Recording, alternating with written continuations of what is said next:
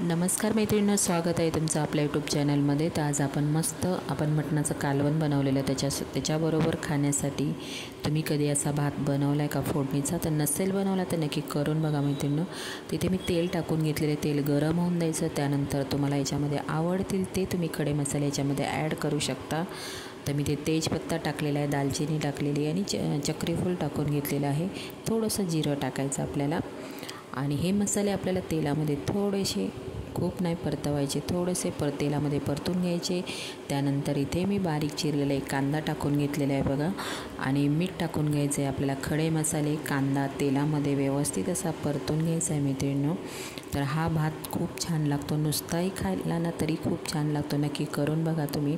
आणि मटणाचं कालवण बनवत असाल तर नक्कीच हा राईस म्हणजे तुम्ही एकदा ट्राय करून तर बघा, ट्राय करायला काय हरकत आहे, तर नक्की करून बघा तुम्ही। तर इथे मी मीठ टाकून घेतलेलं आहे आणि पाणी मी एक साईडला गरम होण्यासाठी ठेवलेलं आहे। आपला भात पटकन शिजला जातो, ती 5 ते 6 मिनटामध्ये शिजून तयार होतो आपला भात आणि झटपट तयार होतो, म्हणून आपल्याला कोमट पाण्याचा वापर करायचा आहे इथे। तर आपलं सगळं खडे मसाले, कांदा परतून झालेला आहे मित्रांनो। त्यानंतर इथे आपण अद्रक लसूणची पेस्ट टाकणार आहोत, थोडीशी टाकायची, खूप नाही टाकायची। मी थोडीशी अद्रक लसूणची पेस्ट याच्यामध्ये ॲड केलेली आहे। आणि आपल्याला आता खडे मसाले, कांदा, अद्रक लसूण पेस्ट तेलामध्ये व्यवस्थित अशी परतून घ्यायची। तर त्याचा अद्रक लसूण आपण टाकलेला आहे, त्याचा कच्चेपणा जाईपर्यंत आपल्याला व्यवस्थित असं परतून घ्यायचं आहे। तर मी परतून घेत आहे बघा। आणि मी इथे दावतचा तांदूळ घेतलेला आहे, खूप छान भात होतो त्याचा, एकदम दाना वेगळा आणि टेस्टला तर अप्रतिम लागतो। कधीतरी करायला काय हरकत आहे, आपण दररोजच्या वापरात तर नाही खाऊ शकत, पण कधीतरी। तर मी इथे 1.5 वाटी तांदूळ घेतलेले आहे।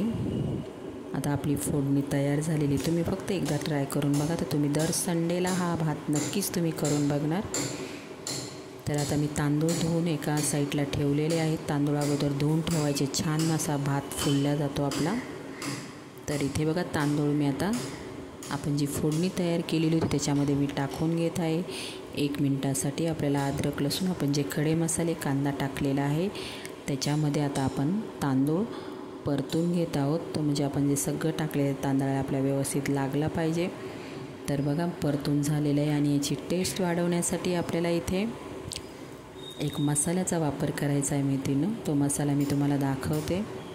तर इथे मी एव्हरेस्टचा गरम मसाला पावडर घेतलेला आहे, 1 चमचा टाकलेला आहे बघा। आता तो एव्हरेस्टचा गरम मसाला पावडर आपल्याला इथे वापर करायचा, खूप नाही टाकायचा, फक्त 1 चमचा टाकलेला आहे मी 1.5 वाटीसाठी। तर आता तो मसाला मी टाकून घेतल्यानंतर परत व्यवस्थित परतून घेतलेला आहे। आता इथे मी पाणी टाकून घेत आहे, खूप चिकट पण करायचा नाही आणि कमी पण शिजवायचा नाही, छान मऊसूत असा, म्हणजे भात तसा चिकट नाही झाला पाहिजे, छान असा दाना दिसला पाहिजे, खायला पण छान वाटतो आणि दिसायला पण छान वाटतो मैत्रिणींनो। तुम्ही तर नक्की करून बघा, एकदम मस्त लागतो, एकदम छान लागतो मटणाच्या कालवणाबरोबर। तर आपली फोडणी वगैरे सगळं झाले, कोमट पाणी टाकलेले, फुल गॅस ठेवायचा, आपल्याला उकळून द्यायचं आहे मस्त। आणि त्यानंतर आपल्याला उकळून झाल्यानंतर आपल्याला झाकण ठेवायचं आहे, कमी गॅसवरती ठेवून द्यायचा। छान असा वाफेने मस्त असा भात आपला फुलला जातो, शिजल्या पण जातो आणि मस्त होतो, टेस्टला तर अप्रतिम लागतो। तुम्ही जर मुलांना टिफिनमधून समजा असाही नुसता बनवून दिला ना तर मुलं नक्कीच आवडीने खाणार, एवढा मस्त टेस्ट लागते तुम्ही। आणि मैत्रिणींनो, माझी ही रेसिपी तुम्हाला साधी सिंपल आहे, झटपट बनणारी, पण करायला काय हरकत आहे, खूप छान वेगळी टेस्ट लागते।